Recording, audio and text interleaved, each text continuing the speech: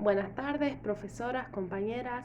En esta ocasión, primero me gustaría presentarme. Mi nombre es Florencia Pires y junto a mi compañera María Aquiles desarrollaremos una clase en la que abordaremos los temas: el regreso del peronismo, el gobierno militar y por último el gobierno radical. Yo empezaré hablando del regreso del peronismo. Como venimos estudiando, todo proceso histórico tiene causas y consecuencias. Bien, en el año 1973, más precisamente el 11 de marzo, donde después de 18 años de proscripciones, de la caída del peronismo, digamos, triunfa el Frente Justicialista de Liberación, que había sido avalado por Perón con la fórmula de Héctor Cámpora y Vicente Solano Lima. Este frente, digamos, obtuvo el 49% de los votos, donde el peronismo, como sabemos, ya no era el gobierno monolítico de los periodos 1945 al 55, ya que ¿qué pasaba? Convivían en su interior conflictivamente distintos sectores, que en algunos casos eran de ideología opuestas y todos ellos parecían estar en el aval de Perón. El 25 de mayo asume a la presidencia Héctor Cámpora, que como mencionábamos antes, había sido elegido por Perón, ya que se trataba de uno de sus hombres más fieles. En la ceremonia de Asunción se encontraban los presidentes socialistas de Chile, por ejemplo, Salvador Allende, y de Cuba, Osvaldo Dorticós. En dicha ceremonia, la juventud peronista se adueñó de esta, digamos, e impidieron a los militares hacer su desfile tradicional, donde estos le cantaban se van y nunca volverán, pensando, digamos, que nunca más se produciría un golpe de Estado en Argentina. Esa misma noche, los presos políticos, que muchos de ellos eran guerrilleros, se verían beneficiados con la primera ley que firma Cámpora, que era la ley de amnistía. Esta ley era reclamada por manifestantes en la Plaza de Mayo, donde luego estos se dirigieron hasta la cárcel de Villa Devoto y comenzaron a liberar a todos los detenidos. Como decía anteriormente, este gobierno tenía integrantes con ideologías diametralmente opuestas, donde habían diversos y grandes problemas, como así también enfrentamientos entre ellos. Entonces, esto hacía urgente el regreso definitivo de Perón, que en ese entonces estaba exiliado en la España de Franco. Finalmente, regresa el 20 de junio de 1973, que este día fue elegido para presentar su retorno, donde todo el arco político que él representaba lo esperaban para hacerle un gran recibimiento, ya que planteaban que con la vuelta de Perón se iba a pacificar el país. Aunque fue todo lo contrario, ya que se enfrentaron facciones del mismo movimiento, donde aquí hubo 13 muertos y cientos de heridos. Entonces, ante esta dicha falta de inseguridad, digamos, de seguridad, Perón aterrizó en la base militar de Morón, donde luego se dirigió al pueblo por una cadena de radio y de televisión, donde pasó totalmente por alto esta violencia que había ocurrido. Y una de las frases que dijo es que para un argentino no hay nada mejor que otro argentino, parafraseando la famosa frase que para un peronista no hay nada mejor que otro peronista. Bien. Entonces, luego de esto, digamos, el 13 de julio, Cámpora y Solano Lima fueron obligados a renunciar por los sectores tradicionales con el consentimiento de Perón. Después de esto, se convocó elecciones para el 23 de septiembre, donde se presentaron dos fórmulas. Estas dos fórmulas eran Perón y Ricardo Balbín y Fernando de la Rúa, donde finalmente el peronismo arrasa con esto, digamos, con el 62% de los votos. Este gobierno presenta un proyecto económico y un pacto social, donde se reunieron distintos sectores para llegar a un acuerdo y tomar decisiones económicas. Herbert, como ministro de Economía, tomó las siguientes medidas de control, digamos. El control de precio, la suspensión del aumento de tarifa, la suspensión del aumento salarial y muchas otras más. Obviamente estas medidas fueron fallidas porque no tuvieron, digamos, en cuenta los indicadores internacionales como la cotización del dólar, como el petróleo, etcétera, digamos. Estas medidas se tomaron pensando que controlando los precios locales iban a estabilizar la economía, pero a fines de 1973 estalló la crisis del petróleo y las bases de este pacto comenzaron a tambalear. Agregada a esta inestabilidad económica que les comentaba recién, no eran mejores las condiciones políticas, ya que 2 días después de los comicios fue asesinado el secretario general de la CGT, José Ignacio Rucci. Este hombre era muy cercano a Perón. Poco después de este asesinato se hizo la aparición oficial de la Alianza Anticomunista Argentina, más conocida como la AAA, ya que este asesinato perpetrado por Montoneros fue considerado para Perón una declaración de guerra. Después de este hecho, se produjo una ola de atentados y secuestros que caldearon aún más el clima político.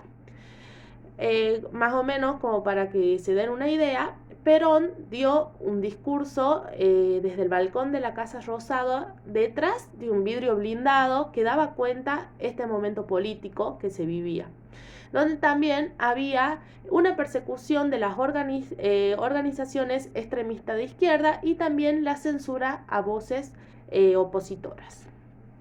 El 1 de mayo de 1975, el gobierno convoca a la gente a la Plaza de Mayo para celebrar el Día del Trabajo y de la Unidad Nacional. La izquierda peronista, vinculada a los montoneros, concurrió con sus propias consignas. La más repetida fue: ¿qué pasa, general, que está lleno de gorilas el gobierno popular? Ante esto, Perón reaccionó violentamente y calificó a los jóvenes como imberbes y estúpidos.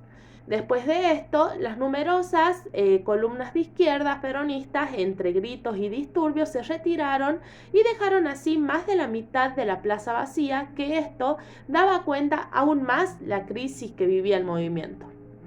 ¿Qué pasó? Esto se dio, digamos, por el cuestionamiento a la política de Perón y también por el incumplimiento de sus promesas electorales, donde el proyecto de los montoneros planteaba que la Argentina debía optar entre la liberación o la dependencia del imperialismo. Esta visión tenía 2 presupuestos, que era uno, que Perón se había convertido al socialismo y que los burócratas y burgueses apoyarían al proyecto del socialismo nacional liderado por Perón y los sectores radicalizados de izquierda del movimiento. Pero estos pactos no fueron cumplidos. A raíz de esto que les comentaba anteriormente, todos los puestos de espacios en el poder que Cámpora les había asignado transitoriamente fueron desapareciendo, ya que Perón fue explicitando sus decisiones políticas de su proyecto, que no era el de Montoneros. Entonces, continuando con esta disputa, envió al Parlamento una ley de seguridad con modificaciones en el Código Penal y características altamente represivas, que esto, digamos, provocó la renuncia de todos los diputados de la Juventud Peronistas porque se negaron a cumplir la orden de aprobar esta ley sin discutirla. Frente a estos graves problemas políticos que se estaban viviendo, digamos, y los síntomas claros de que el pacto social no se estaba cumpliendo, y también con los fuertes rumores de que la salud del presidente no estaba bien, se encontraba frágil, la CGT convoca un acto para el 12 de junio para respaldar a Perón, donde digamos, lanzó a los peronistas una convocatoria a estar atentos. Este último discurso, digamos, fue el último, ya que Perón luego muere el 1 de julio de 1974, donde el pueblo, tras su muerte, digamos, se conmociona y también se preocupa por el incierto futuro que se acercaba. Luego de la muerte de Perón, asumió María Estela Martínez de Perón, conocida como Isabelita. De inmediato aquí apareció la figura de Lope Rega, donde la influencia de esta empezó a hacerse evidente en todos los aspectos de la política del gobierno, donde el Ejército Revolucionario del Pueblo continuó atacando cuarteles y también se decidió crear un frente guerrillero en la provincia de Tucumán. La creación de la guerrilla rural respondía a estrategias de formar un ejército revolucionario que pudiera enfrentar a las fuerzas armadas oficiales y a su vez también instalar un gobierno socialista.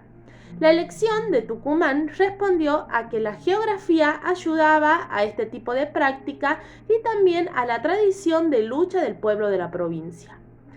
Para Mario Roberto Santucho, jefe del ERP, el gobierno peronista y luego de su mujer eran incapaces de solucionar los problemas del país, y esta situación así terminaría en un golpe de Estado, donde entonces el pueblo pasaría a ver que el accionar del guerrillero era la única forma de transformación y así se sumaría masivamente al ERP. Pero para que esto pasara, digamos, debía existir un grupo entrenado para servir de vanguardia, que es aquí entonces donde aparece la compañía de monte Ramón Rosa Jiménez, donde la cantidad y calidad de sus acciones militares fueron exagerados, tanto como por el ERP como por el ejército, por justificar su participación en la represión. A comienzos de 1975, el decreto 261 del Poder Ejecutivo Nacional encargó la lucha antisubversiva al ejército y le ordenó neutralizar y aniquilar la acción de los elementos subversivos. En febrero de 1975 se creó en Famaillá, provincia de Tucumán, el primer centro clandestino de detención de la Argentina, llamado como La Escuelita. En agosto de 1975 asumió como comandante en jefe del ejército el general Jorge Rafael Videla, donde al poco tiempo de esto la presidenta Perón pidió licencia por razones de salud, donde la reemplazó el presidente del Senado, el doctor Luder. En octubre comenzaron a circular rumores de golpes de Estado. A los pocos días de reasumir al mando la presidenta, los montoneros lanzaron uno de los operativos más audaces, que fue el ataque a un cuartel de la provincia de Formosa, a donde llegaron en un avión de línea secuestrada para ese efecto. La estrategia, digamos, de esta guerrilla era provocar el golpe de Estado por parte de los militares.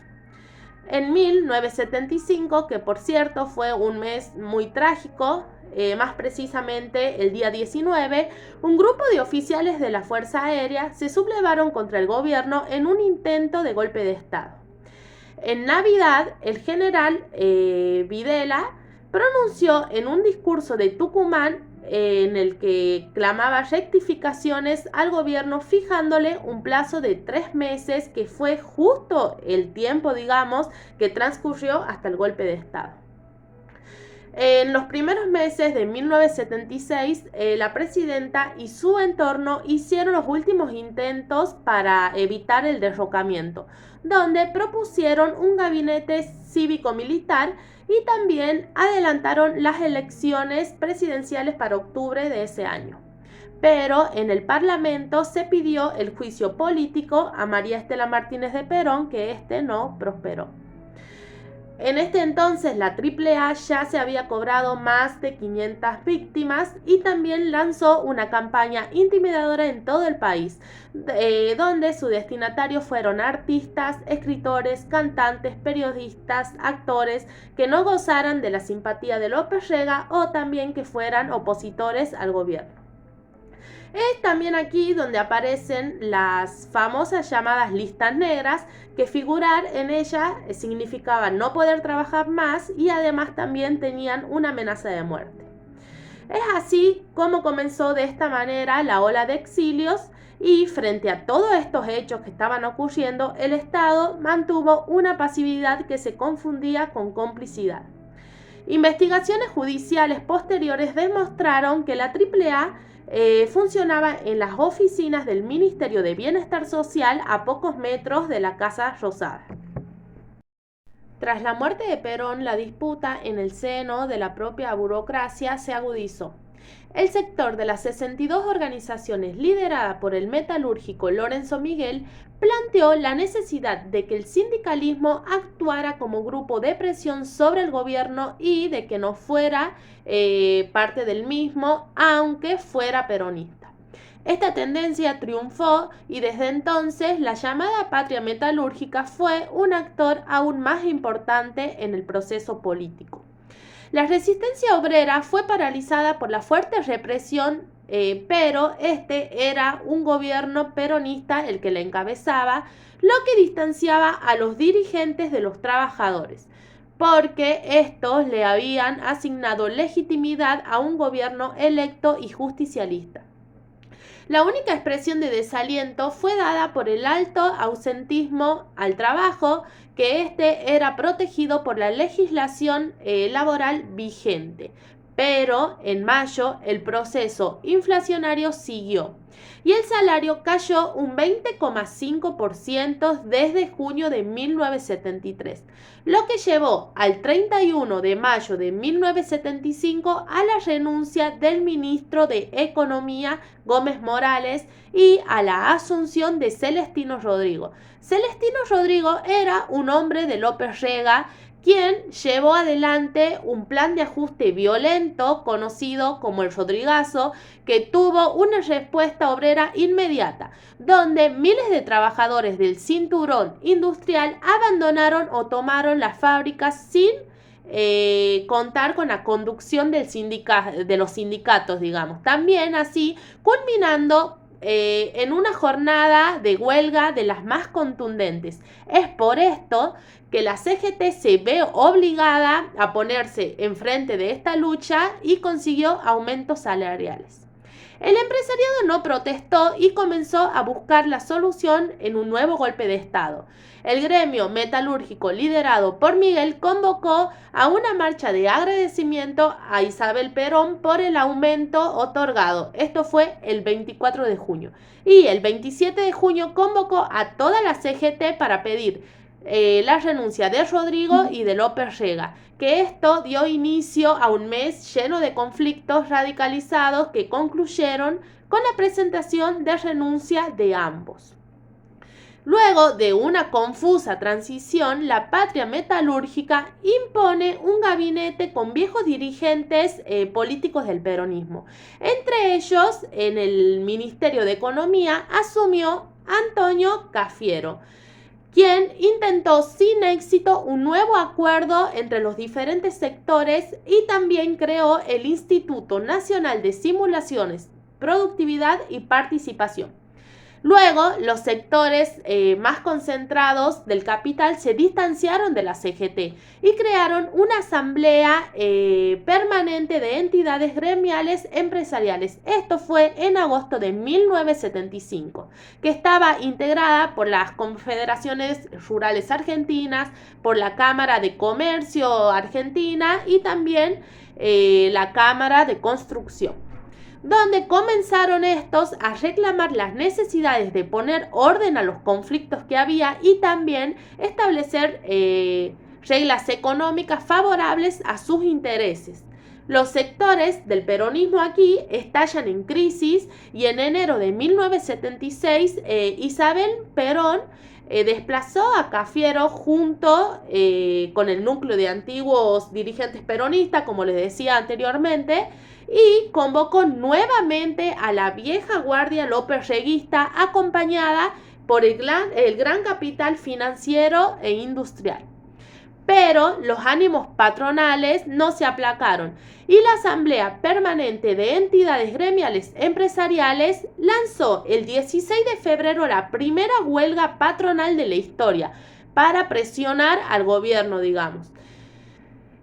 Simultáneamente, los sectores obreros intentaron organizarse en los barrios y en las fábricas, al margen de la burocracia sindical, creando comisiones coordinadas y también asumiendo posturas combativas. Pero esto ya era demasiado tarde, ya que el 24 de marzo de 1976 se produce un nuevo golpe de Estado, mediante el que las Fuerzas Armadas asumieron al poder político como representantes de los intereses de los grandes grupos económicos. Continuaremos hablando del gobierno militar de 1976 al año 1983. Como yo les decía anteriormente, el día miércoles 24 de marzo de 1976, una junta militar integrada por sus 3 comandantes en jefe de las Fuerzas Armadas derrocó al gobierno constitucional encabezado por María Estela Martínez de Perón.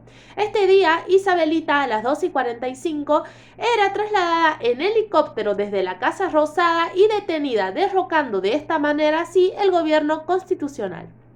Horas más tarde, las Fuerzas Armadas, dirigidas por sus 3 comandantes en jefe, Jorge Rafael Videla, Emilio Eduardo Macera y Orlando Ramón Agosti, anuncian que las Fuerzas Armadas argentinas, en cumplimiento de una obligación irrenunciable, han asumido a la conducción del Estado. El peronismo y el radicalismo a todo esto no resistieron el golpe como se esperaba, ya que sus dirigentes más tradicionales guardaron en general un cómplice silencio, donde los sectores más combativos ya no tenían capacidad de respuesta debido por el accionar de la AAA. Una vez establecida la junta militar, comienza una dictadura que dura más de 7 años, en la que se suceden el poder Jorge Videla, Roberto Viola, Leopoldo Galtieri y Reinaldo Vignone, todos ellos integrantes del ejército. Este nuevo gobierno se autotituló Proceso de Reorganización Nacional y entre sus medidas se estableció pena de muerte para quienes hirieran o mataran a cualquier integrante de la Fuerza de Seguridad, la limpieza de la Corte Suprema de Justicia, el allanamiento y la interrogación de los sindicatos, la prohibición de toda actividad política, la fuerte censura sobre los medios de comunicación y también proclamó el estado de sitio, prohibiendo así la realización de manifestaciones y castigándolos con el uso de la fuerza. En el plan económico, el ministro de Economía, José Alfredo Martínez de Hoz, anunció el 2 de abril de 1976 un programa basado en 3 pilares fundamentales: la reforma de Estado, la liberación, modernización y apertura de la economía cerrada y un programa de estabilidad. Como consecuencia de todo esto, las empresas comenzaron a cerrar, el desempleo de la deuda externa aumentó y para disminuir el déficit fiscal se redujeron sueldos, donde se despidió el personal estatal y se aumentaron los impuestos al consumo y también las tarifas de las empresas públicas. Sin dudas, para mantener un plan económico tan contundente era necesario el uso de las fuerzas. Haciendo eco de la situación dictatorial que se vivía en América Latina, comenzó en el país una represión sistemática y brutal contra todo lo que arbitrariamente se definía como el enemigo subversivo. Esta represión fue una acción terrorista realizada desde el Estado dividido en 4 momentos: el secuestro, la tortura, la detención en un centro clandestino y la ejecución.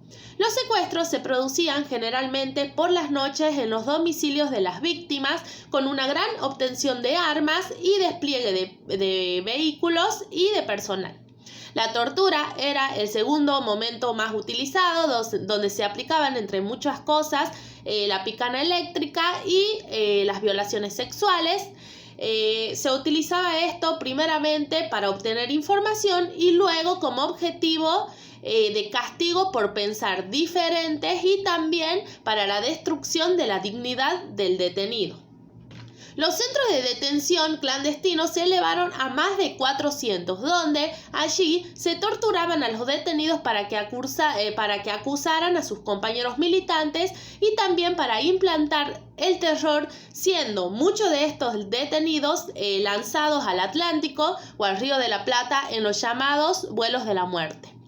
También aquí los niños que nacían mientras sus madres estaban detenidas se transformaron en parte del botín a repartir. En algunos casos fueron criados por los propios asesinos de sus padres o también entregados a otros integrantes de la fuerza de seguridad. En medio de toda esta situación, digamos, los organismos de los derechos humanos como las madres y las abuelas de la Plaza de Mayo cobrarían un papel fundamental y clave tanto a nivel nacional como a nivel internacional en su reclamo contra la dictadura. Luego de la visita de la Comisión Interamericana de los Derechos Humanos, Videla hablaría públicamente sobre los desaparecidos, dirigiéndose a estos como si fueran una incógnita, como si no existieran, como si no tuvieran vida. También hubo un plan propagandístico donde distintos diarios y revistas afines de mostrar una cara positiva a la dictadura y también desde la televisión, digamos, se emitían comerciales que justificaban las medidas sociales y económicas. También el Mundial de 1978 y la victoria de la selección serían utilizados como para cubrir la situación oscura que se vivía y también presentar una imagen positiva en el exterior, pero aún faltaba una trágica decisión que resultó el golpe final de la dictadura. El entonces presidente Galtieri se frotó a una causa patriótica que podía levantar el descontento del pueblo. Después de 150 años de ocupación británica, las fuerzas argentinas desembarcan en las Islas Malvinas retomando el control, donde el presidente Galtieri diría: si quieren venir, que venga, les presentaremos batallas. Y los británicos vinieron. Los argentinos aquí estaban mal equipados y muy mal alimentados. Estos jóvenes argentinos enfrentaron a una de las mayores potencias mundiales. El 14 de junio, tras 40 días de lucha, el ejército argentino se rinde, dejando un saldo de casi 700 soldados muertos, donde finalmente el general Reinaldo Benito Viñone reemplaza a Galtieri y comienza una transición hacia la democracia. Al frente del Banco Central, Domingo Felipe Cávallo decidió nacionalizar la deuda de las grandes empresas privadas. También se promulga la Ley 22.924 de autoamnistía, como medida de protección ante un futuro juicio contra los miembros de las Fuerzas Armadas que participaron en la represión. Por último, Viñone ordena la destrucción de toda la documentación sobre represión y desaparecidos.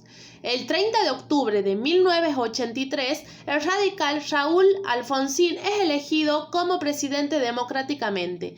Finalmente, el 10 de diciembre de 1983, Alfonsín asume como presidente con la promesa de enjuiciar a los responsables del gobierno dictatorial. Para ir finalizando, la dictadura militar dejó muchas consecuencias. Una altísima cantidad de desaparecidos difícil de precisar por la falta de documentación, como les nombraba recién, casi 700 soldados muertos, 400 niños robados, un gran aumento de la deuda externa e imborrables secuelas que marcaron una huella en la historia argentina. Hola, bueno, yo continuaré con el gobierno radical. A comienzos del año de 1983, Argentina atravesaba una aguda crisis económica y social, más de 7 años de dictadura. Esos años dejaron a un país empobrecido, endeudados y dependiente de los organismos de crédito internacional. El endeudamiento progresivo, la destrucción sistemática del Estado, acentúan la crisis política del gobierno militar y lo arrastran al borde del abismo. La vuelta a la democracia. El 10 de diciembre de 1983 se realiza la manifestación popular.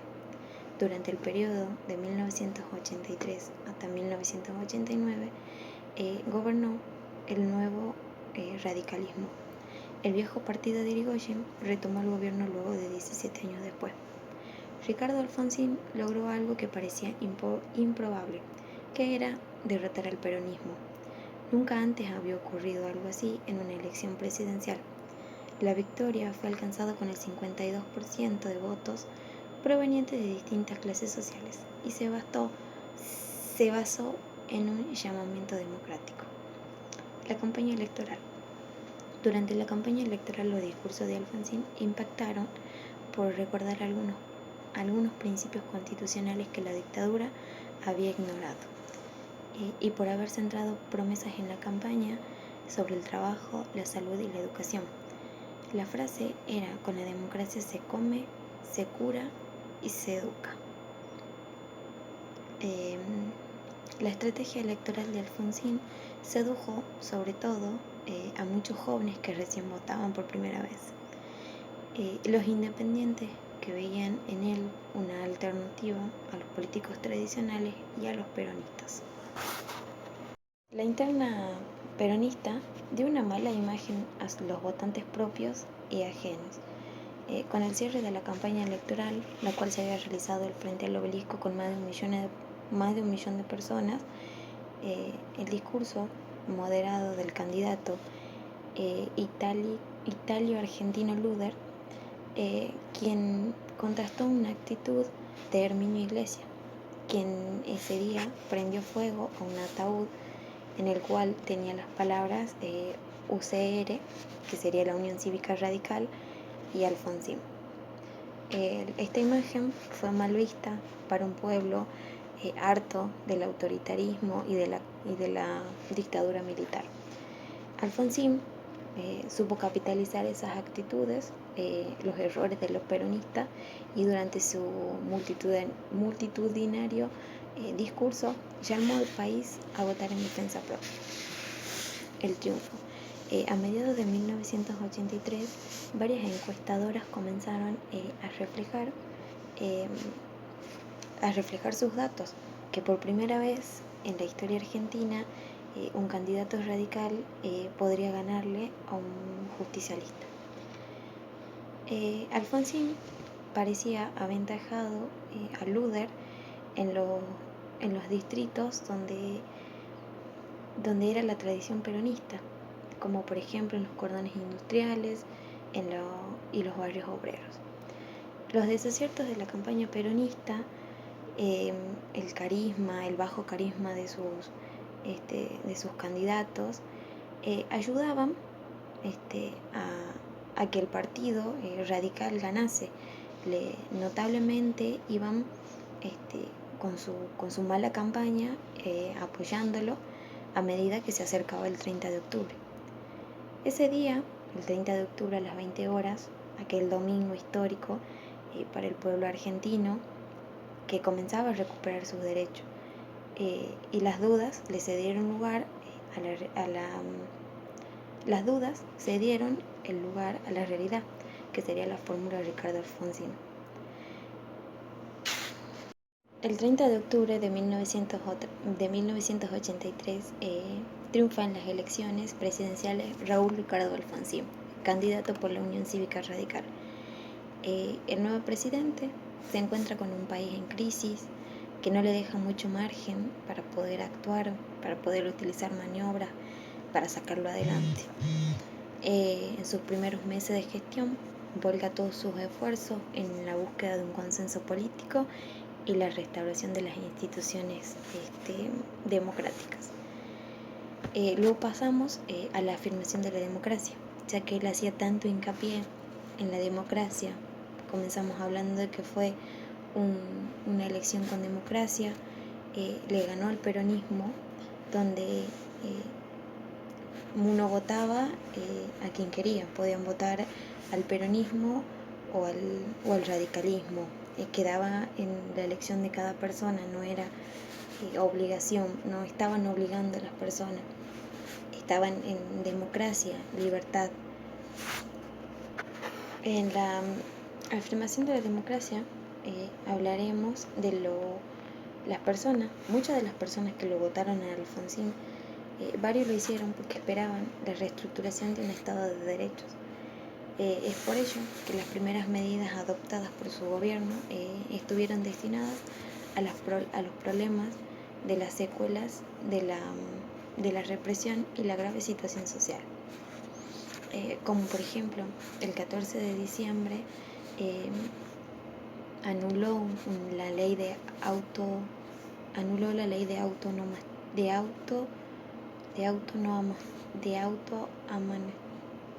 autoamnistía, donde simultáneamente ordenó el proceso por la justicia civil de las cúpulas guerrilleras del ERP y de los montoneros. El 15 de diciembre fue creada la Comisión Nacional sobre la desaparición de las personas, el CONADEP, y el 19 de diciembre el gobierno radical creó el Programa Alimentario Nacional, el PAN, en el que comenzó a distribuir los alimentos básicos a más de 1 millón de personas con bajos recursos. Una deuda externa heredada. La deuda externa, no solo en Argentina, sino también en Latinoamérica y en el Caribe, había aumentado dramáticamente durante años de la dictadura militar. La Argentina retomó una democracia en este escenario desfavorable. Alfonsín en su campaña había prometido revisar la deuda externa y no pagarla con el hambre del pueblo. La economía actuaba como una bomba de tiempo. Durante 1984, su ministro, en ese entonces, Bernardo Ginsburg, intentó llevar una política medianamente distribucionista que alivie la grave situación económica y social que había dejado la dictadura. Pero al pasar de los meses, la inflación aumentaba y los salarios caían. La figura de este ministro no era muy favorable a la vista de los sectores de un poder financiero, y a ser cuestionada por el pueblo, por el público, en 1985 Ricardo Alfonsín decide sustituirlo por Juan Vital Saurrable, quien asumió la conducción de la economía y anunció el Plan Austral. De este modo, el gobierno se comprometía a dejar de emitir billetes y eliminar el déficit de Estado. El Plan Austral tiene su éxito inmediato, la inflación se detiene y las exportaciones aumentan, por lo tanto la recaudación fiscal crece y el Tesoro Nacional recupera su volumen de reserva. Por unos meses la tormenta de la crisis económica se calma y Alfonsín, respaldado por el Plan Austral y por los logros políticos que había tenido, se proyectaba, ya con el éxito que había tenido por unos meses con estos planes y otras cosas políticas que había hecho, se proyectaba para las elecciones de 1989. Pero en 1986 las presiones aparecen nuevamente, nuevas presiones para el presidente Ricardo Alfonsín. Aparecen los empresarios y comienzan a exigir aumentos salariales, aumentan los precios, los sindicatos reclamaban cosas, los salarios, por ejemplo, los sindicatos reclamaban los salarios que eran muy desvalorizados. El gobierno cede y la inflación retorna su curva ascendente. Las relaciones laborales en nuestro país, desde los lejanos tiempos del peronismo, eran reguladas por el régimen de negociación colectiva de los salarios. Este régimen le había otorgado al movimiento obrero organizado y reconocido como el legítimo, un instrumento de presión formidable en las negociaciones con la patronal. De este modo, los trabajadores más desprotegidos encontraban el apoyo de sus otros compañeros, quienes colectivamente y a través del gremio convenían con la patronal. Los métodos de lucha eran diversos. Los de mayor efectos eran por los paros de los gremios, o el de todos los gremios reunidos en la Confederación General del Trabajo, que sería la CGT. En 1987, el gobierno de Alfonsín realiza un intento de reforma del Estado, que incluye la privatización de varias empresas públicas, pero su proyecto encuentra la oposición tenaz del peronismo y un rechazo masivo por la opinión pública. Asfixiado por la falta de reserva, el gobierno comienza a emitir bonos, aumentando aún más la deuda del Estado. En 1988, la deuda externa era totalmente descontrolada y un déficit fiscal que no paraba de crecer. El clima político tampoco era algo alentador. En 1987, un año antes, una serie de levantamientos militares deja en vilo a todo el país. Por otro lado, la CGT, liderada por Saúl Ubaldini, continúa con su campaña de huelgas generales, lo que desgasta aún más la imagen del presidente. Deuda, inflación, tensión social. Frente a este escenario, el gobierno realiza una estrategia de salvataje, cuyo objetivo principal era lograr el mínimo control de la economía hasta llegar a la fecha de las elecciones. Es así que el 3 de agosto de 1988 se pone en marcha el Plan Primavera, o Programa para la Recuperación de la Economía y el Crecimiento Sostenido. El propósito del plan era contener el proceso inflacionario que el Plan Austral parecía haber dejado de controlar. Al tiempo, logra llegar a un acuerdo con obreros y empresarios para congelar precios y salarios.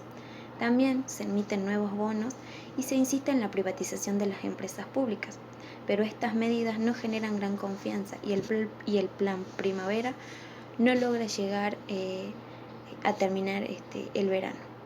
En los primeros meses del año de 1989, la inflación no da tregua y el Banco Mundial suspende temporalmente las ayudas a Argentina. El ministro Sourroll renuncia. Llegado mayo de 1989, el gobierno de Alfonsín recibía ataques de todos los frentes. El nuevo presidente de Estados Unidos, George Bush, asumía la presidencia y aumentaba una presión financiera hacia Argentina, intimándolo a cumplir con los pagos de la deuda externa. La inflación desembocó en un estallido social y las elecciones para presidente efectuadas en mayo con la derrota electoral del radicalismo. Los comicios se efectuaron el 14 de mayo de 1989. El candidato justicialista Carlos Saúl Menem obtuvo el 47% de los votos y triunfó en todo el país. Alfonsín había proclamado su deseo de ser el presidente civil en completar había proclamado su deseo en ser el primer presidente en cumplir su mandato de gobierno de 6 años, luego de 6 años de década de inestabilidad institucional democrática. Ricardo Alfonsín debió anunciar que resignaría la presidencia, o sea, que abandonaría, que renunciaba. El 16 de junio, el presidente Ricardo Alfonsín se despidió de su grupo de apoyo de su gabinete. El 8 de julio, Carlos Saúl Menem y Eduardo Duhalde asumen en la presidencia y vicepresidencia. Por primera vez en muchas décadas, un gobierno civil y constitucional era sucedido por otro de igual condición. Bueno, profe, compañeras, de esta manera nosotras damos por finalizada nuestra clase. Esperamos de corazón que les haya gustado, que hayan entendido lo que hablamos. Y sobre todo también agradecerle a usted, profe, por lo que nos aportó este cuatrimestre.